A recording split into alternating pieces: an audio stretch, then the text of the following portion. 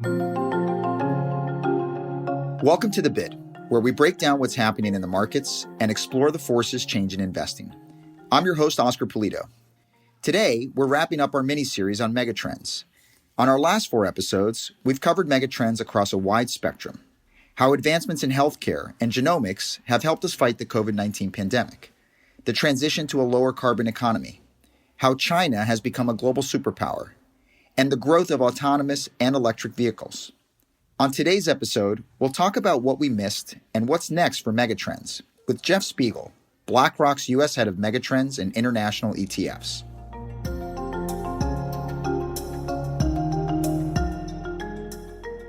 Jeff, thank you so much for joining us today on The Bid. Thanks so much for having me back, Oscar. As you know, actually, I think this is the Bid podcast appearance number 3 for me. So I have to ask, out of curiosity, does that mean actually that I now have the record for most regular guest on the Bid podcast? Well, you're right. This is definitely not the first time we've spoken. I don't have the rankings in front of me. I'm going to say you're maybe our second most regular guest. Okay. Well, number 2, I can still be proud of that. I think Alec Baldwin is number 2 in most episodes of SNL hosted, right behind the great Steve Martin. And I'm actually pretty good, I think, with being the Bid's very own Alec Baldwin. Well, we'll try to move you up those rankings, Jeff, but let's talk about megatrends. Throughout this mini-series, we've covered aspects of all 5 megatrends. And as a reminder, we've talked about demographics through the lens of genomics and COVID-19 vaccines. We've talked about climate change and the move to a net zero economy, emerging global wealth and rapid urbanization in China particularly. And we've also talked about technological breakthrough via electric and autonomous vehicles. So give us a quick sum up. What are the areas within these 5 megatrends that are most in focus today?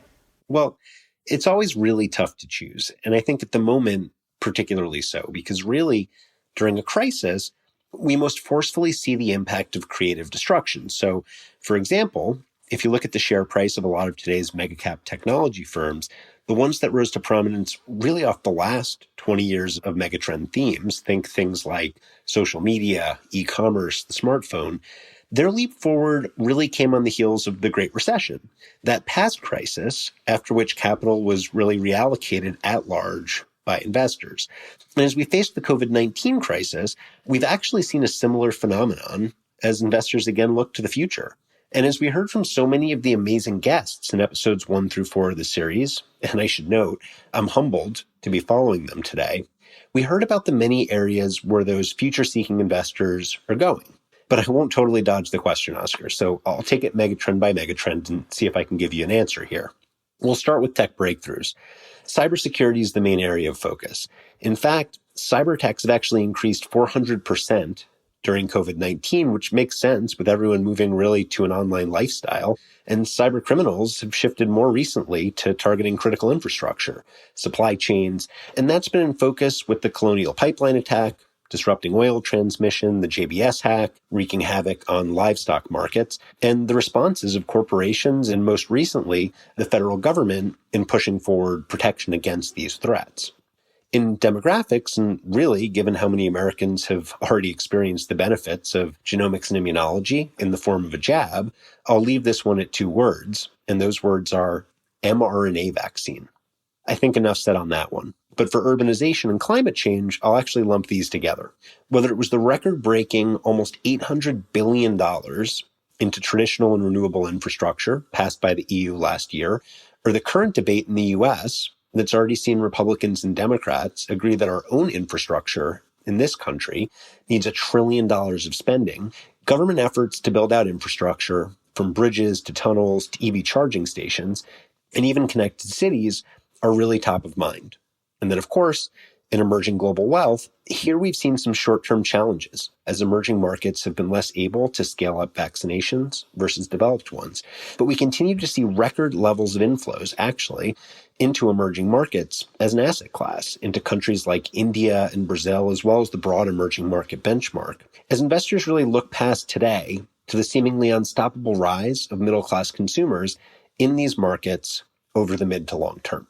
So, Jeff, I want to go back to some of the areas that we didn't cover in these megatrends. Let's start with rapid urbanization. You know, with the COVID-19 pandemic, we saw a big move out of cities. In fact, you and I live in cities, and Maybe there was a part of the pandemic where we wondered why people were leaving us. But has this dented this mega trend at all, or do we still see this urbanization theme being one that you consider to be long-term? I love that this is where we're starting because it actually gives us a chance to do a little bit of myth busting right off the bat. And so here are some of the facts. In our nation's largest city by far, New York, also my hometown, younger millennials, Gen Zers, have actually been taking advantage of falling rents driven by the pandemic and been moving in large numbers into the city. Actually, more people moved into New York City than have left since the start of the COVID-19 pandemic, which is not to say that there hasn't been some migration, as work from home has enabled people to leave some of the larger cities like San Francisco, to some extent New York. The top areas people are moving to are actually just other cities, mid-sized cities like Austin and Phoenix and Nashville. So still urban, still supporting that trend towards urbanization, which of course is actually driven primarily by emerging markets. 8 out of the 10 largest cities in the world are in developing countries. And a lot of these cities' population growth is really driven by a desire of citizens in these markets to pursue better economic opportunities, education, healthcare, meaning that drive to urbanize isn't being deterred even by the magnitude of the COVID-19 crisis. Look, throughout history, there have been major events, such as the flu of 1918, such as 9/11, and these have led a lot of people to forecast the demise of cities. But time and time again, cities have overcome. There's that famous New York Post headline from the 70s. New York City had really hit its nadir. The quote was, "Ford to city, drop dead."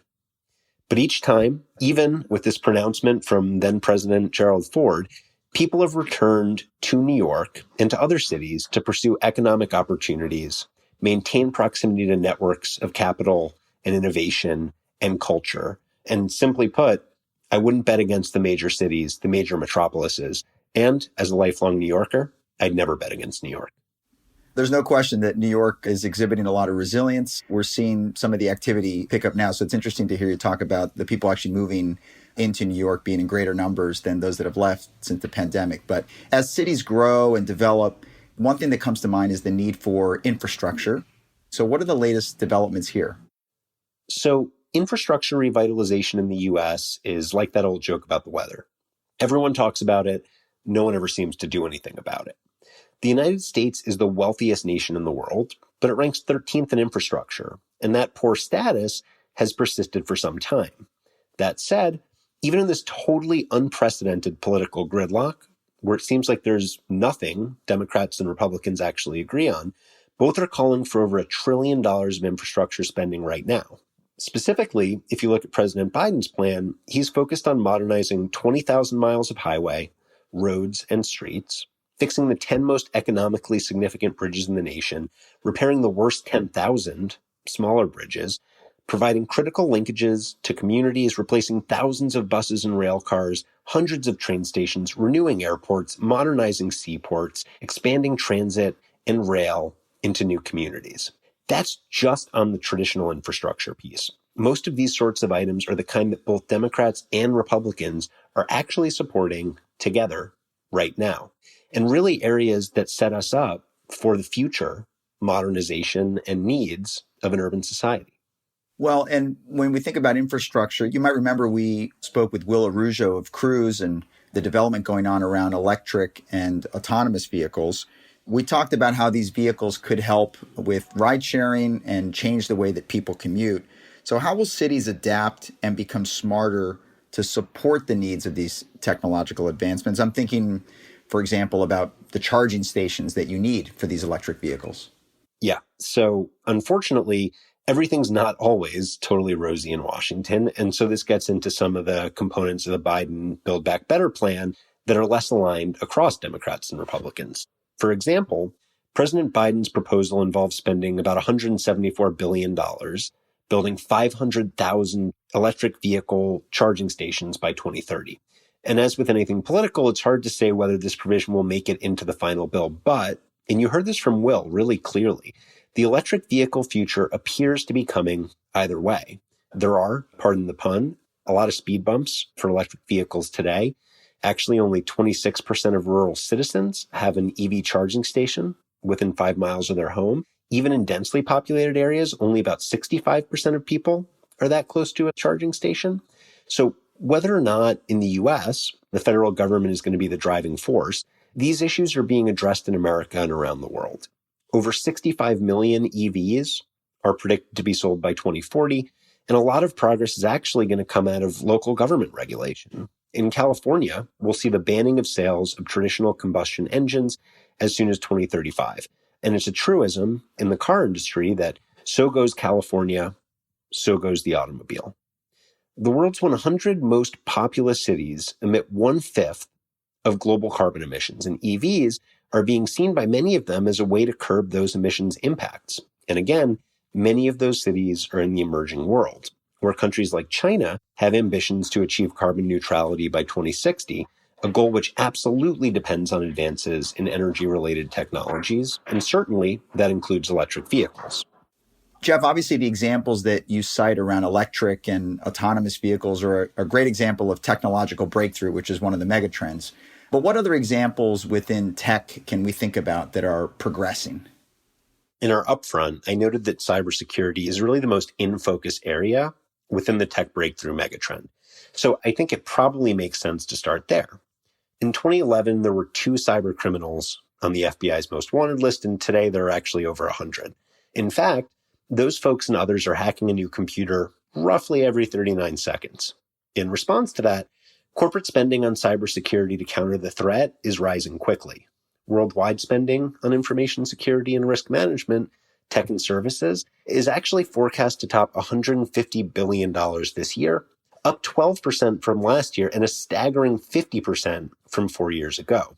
Of course, the need to advance here is constant as cybercrime advances just as quickly as cyber defense.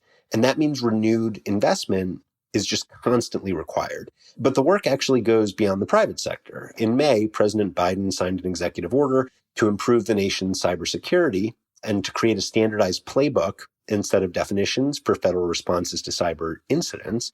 And then in his latest budget proposal, he's included significant spending to modernize the federal government's IT infrastructure, specifically to be more resilient in this area of cybersecurity. Of course, there's more to tech breakthrough than just cybersecurity, and other areas are accelerating now too. So many of them that we can't possibly cover them all in detail today. But whether it's cloud and 5G, enabling everything from AVs to surgical robots, artificial intelligence, supercharging really an increasingly remote economy and one that will remain more remote than ever, even post-pandemic, or something like the number of industrial robots doubling by 2025 in response to supply chain disruption, there's no end to the accelerations that we're seeing this year and going forward in the areas of technological breakthrough. I always like that FBI statistic. So just to be clear, there's been an over 50-fold increase in the number of cyber criminals on the most wanted list over the last 10 years. You're always chock full of statistics. I just did some math based on what you were saying. When you talk about technology, Jeff, how much of the technological breakthrough are really genuinely new technologies versus they're just evolutions of an existing technology? Will made a point that I really liked about the beginning of self-driving. He called out the advent of cruise control as the start of it. I might even go a little further back and point to the automatic transmission as the first instance of the car starting to take responsibility from the driver. We take these innovations for granted as they're long-standing, and we look at self-driving as something almost completely new. But I couldn't agree with Will more that today's self-driving technologies are just quantum leaps forward on a long journey. But in many ways, it's advances in ancillary technologies, sometimes long-standing ones, that make breakthroughs possible in a virtuous cycle. I always think of the Jetsons, and as a kid, I couldn't figure out why we didn't have the ability to talk to each other via video, like Mr. Spacely does when he's yelling at George. I mean, we had phones and movies and TVs. Why not video phones? The baseline technology was there, but all the ancillary components weren't. Zoom, WebEx, they all rely on many other technologies like broadband and the smartphone, as well as evolving consumer habits to work, rather than being strictly new ideas. So let's take the Internet of Things, of which self-driving cars are a part, and which is my favorite example of this loop. So let's go back to that rapid-fire list of in-focus tech innovations I rattled off to your last question and see how they came together. Autonomous cars are hardware, the car, the sensors, enabled by software, effectively hyper-advanced MapQuest, that rely on artificial intelligence, which helps the car anticipate and react, and that in turn uses 5G to reach the cloud and keep learning. Then, of course, all this needs to be protected by cybersecurity. Okay, that was a mouthful, but hopefully it illustrates this point, that old technology is constantly advancing, even where we leap forward so far that an innovation feels brand new. It's all enabled by other gradually advancing technologies that make those big leaps possible. I am laughing when you say MapQuest and wondering if people still know what that is, when we used to print directions out and have them next to us on the passenger seat in the car when we were driving somewhere. So clearly we've made a lot of advancements. Jeff, as part of the mini-series, we talked to BlackRock's Salim Ramji and Chris Ellman, who's the Chief Investment Officer for CalSTRS. And the topic was the transition to a low-carbon economy. So talk to us a little bit about how technology is helping to fight the climate crisis. What developments are we seeing here? So, worth a quick reminder here, I think I've mentioned this in previous BIT episodes, while we position technological breakthrough as its own megatrend, tech really infuses all 5 of our megatrends and a lot of innovation in a variety of areas today. From the technology platforms that enable mRNA to connected cities, the areas where EM consumers are leading the way in tech adoption, like digital payments, and of course, the technology that makes climate solutions more efficient and effective. Again here, COVID-19 has been a catalyst. Renewable energy demand actually grew 7% in 2020, while traditional energy demand fell by 5%.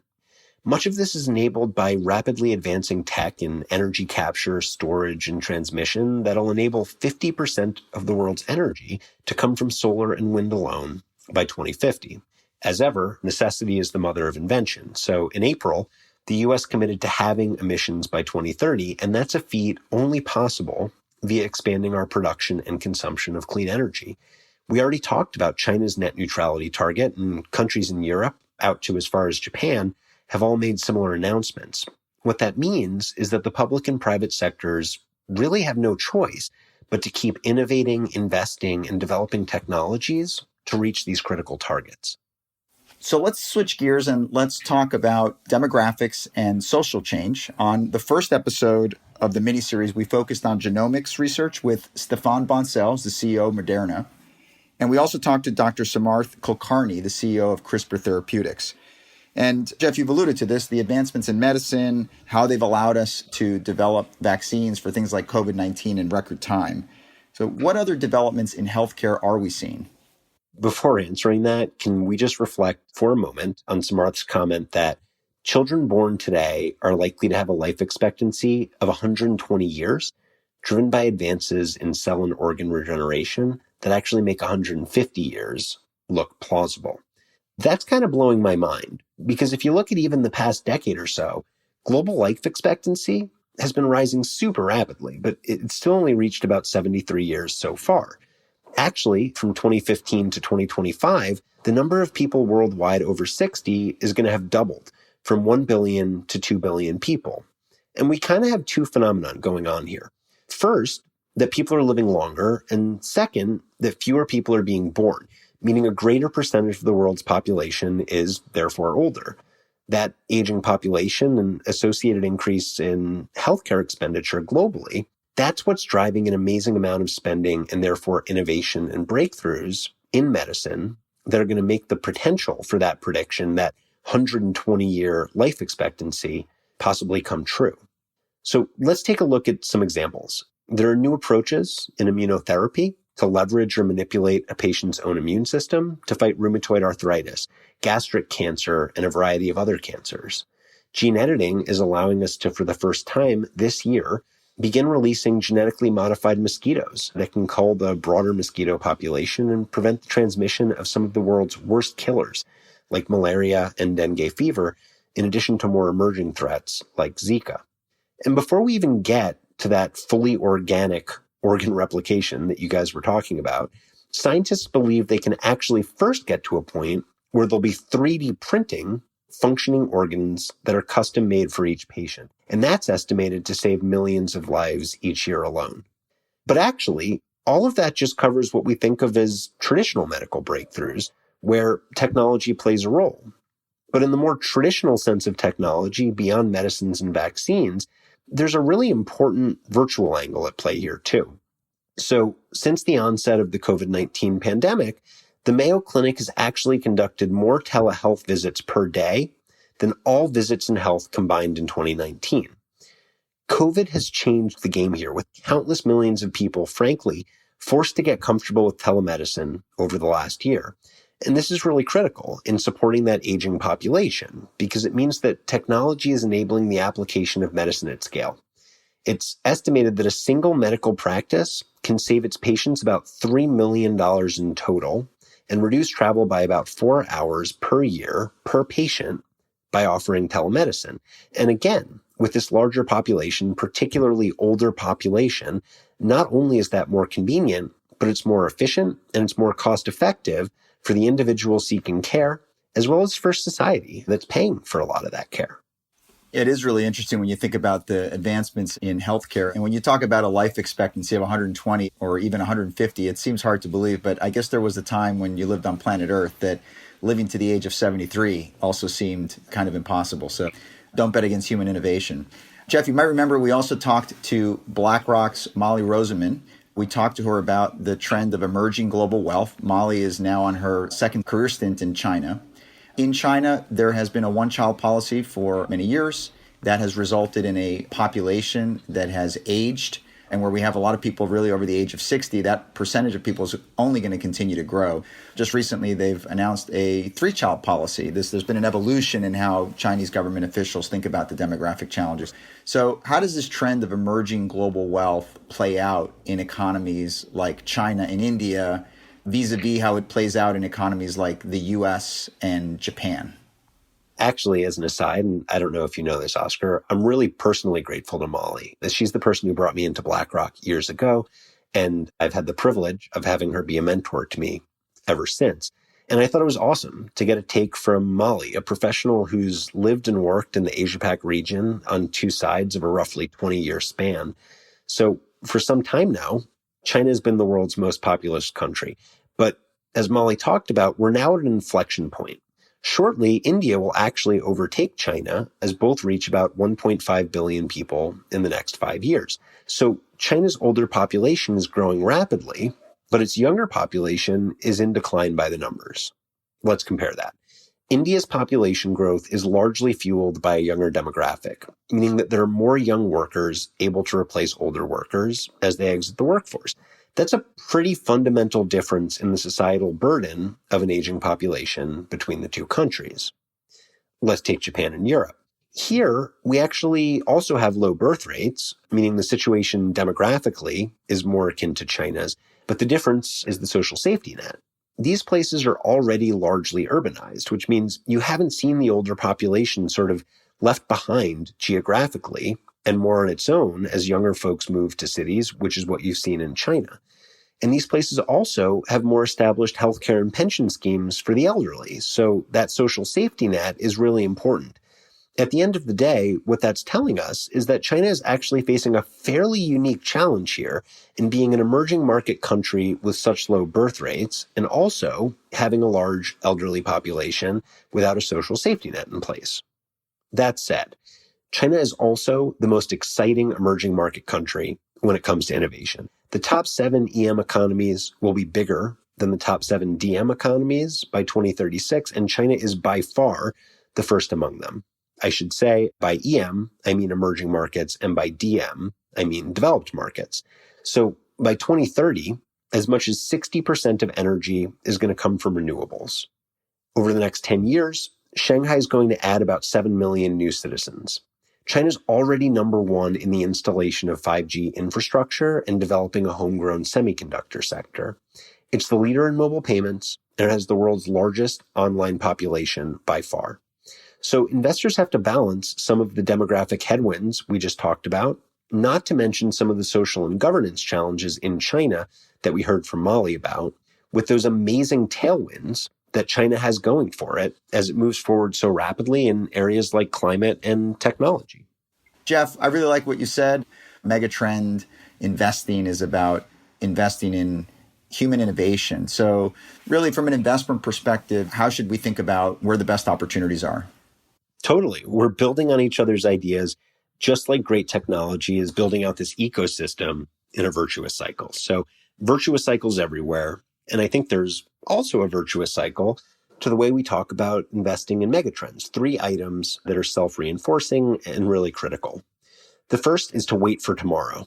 The second, to focus across value chains. And the third, to think beyond borders. And I think the reasons, as I go through them, will be fairly clear from what we've talked about throughout the episode. So, of course, when I say wait for tomorrow, I don't mean WAIT. I actually mean quite the opposite. So the FANG-M cohort of stocks, those technology firms, make up about 22% of the S&P 500, but they only represent about 3% of global patent applications. Now, most investors, just by holding the S&P 500 in their portfolio, are therefore very exposed to these firms. So in our solutions for investors who are looking to expand their allocations to innovation, we focus on the mid and small cap firms that are low weights in existing benchmarks and that have the potential to ride the next 10 years of megatrends to become those mega cap leaders of tomorrow. So rule number 1, wait for tomorrow. Second, as far as value chains, I talked about this in that virtuous cycle around autonomous vehicles. Investors looking to access this trend have to think beyond car makers. Today's innovation is really multifaceted, even for discrete themes. And so investors need to consider the range of firms that enable and benefit from a trend, rather than just the most obviously involved companies, for example, the automakers themselves in electric vehicles. And lastly, these value chains and opportunities have to be thought of globally. I think Molly mentioned one of my favorite stats. China and India alone have over 1 billion people who have yet to access the internet. That's 1 billion people who have never made a mobile payment, never tweeted, never liked, never streamed anything. And as you think about the amazing returns of U.S. equities over the last 10 years, so much of that has actually been driven by exactly those activities proliferating across the United States. Now they're coming to the rest of the world, and they're doing it rapidly at a time when actually U.S. investors, by and large, are underweight global equities. So I'd encourage our listeners to challenge traditional home country bias and to remember that the rest of the world is an essential ingredient in any great megatrend portfolio. So our 3 rules for megatrends here at BlackRock: 1, wait for tomorrow. 2, connect the value chain. And 3, think beyond borders. Well, I think I've said this in the past when you've joined us on the bid, so I guess I'll just say it again, which is you have a treasure trove of interesting statistics to share at cocktail parties. And actually, maybe we're heading towards an environment where we can have those cocktail parties in person and not over Zoom. So, Jeff, thank you for joining us today on the bid. It was a pleasure having you. So if you need any zinger stats before you go to your next cocktail party, Oscar, give me a call. Always at your disposal to provide a few. I'm also looking forward to coming back soon so I can keep pushing up my guest count because, yes, I am honored to be the bid's Alec Baldwin, but I'm hoping to one day be it Steve Martin. Well, I said it at the beginning, Jeff, we're going to look to move you up that list. Thanks again. That wraps up our mini-series on megatrends. Our next mini-series dives into sustainability. We'll talk about innovations in climate technology, how COVID-19 has increased the focus on social factors like corporate culture and employee satisfaction, and the importance of diversity and inclusion in the workplace. We'll see you next time.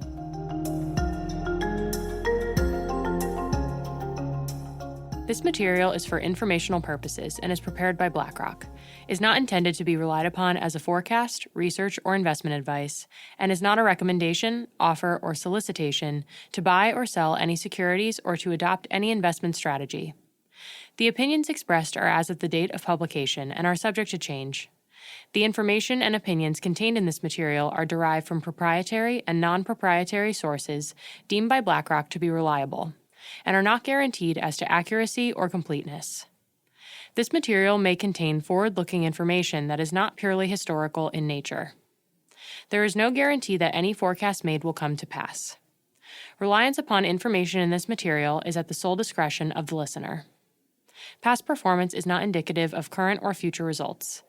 This information provided is neither tax nor legal advice, and investors should consult with their own advisors before making investment decisions. The value of investments and the income from them can go down as well as up, and you may not get back the amount invested. In the US and Canada, this material is intended for public distribution. In the UK, this is issued by BlackRock Investment Management UK Limited, authorized and regulated by the Financial Conduct Authority. Registered office, 12 Throgmorton Avenue, London, EC 2N 2DL. Telephone +44 020 7743 3000. Registered in England and Wales, number 202 0394. For your protection, telephone calls are usually recorded. BlackRock is a trading name of BlackRock Investment Management UK Limited. In Singapore, this is issued by BlackRock Singapore Limited, co-registration number 2000-10143N. In Hong Kong, this material is issued by BlackRock Asset Management North Asia Limited and has not been reviewed by the Securities and Futures Commission of Hong Kong. In Australia, issued by BlackRock Investment Management Australia Limited, ABN 13 006 165 975 AFSL 230523 BIMAL. The material provides general information only and does not take into account your individual objectives, financial situation, needs, or circumstances. In Latin America, this material is for educational purposes only and does not constitute investment advice nor an offer or solicitation to sell, or a solicitation of an offer to buy any shares of any fund. No securities regulators in Latin America have confirmed the accuracy of any information contained herein. The provision of investment management and investment advisory services is a regulated activity in Mexico, thus is subject to strict rules.